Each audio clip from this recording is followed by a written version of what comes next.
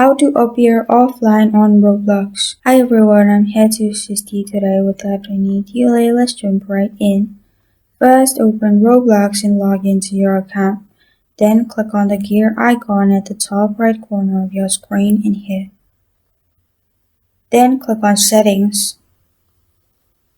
After you click on Settings, on the left side, you'll find Privacy and Content Restrictions.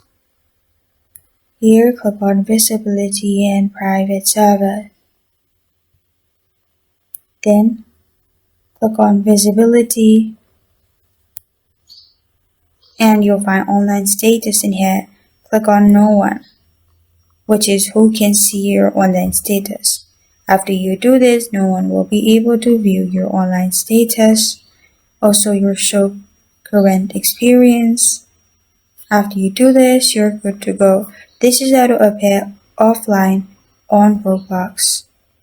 Thank you for joining me today. If this video helps you out, please leave a like and subscribe for more. Got a question or want to suggest a topic?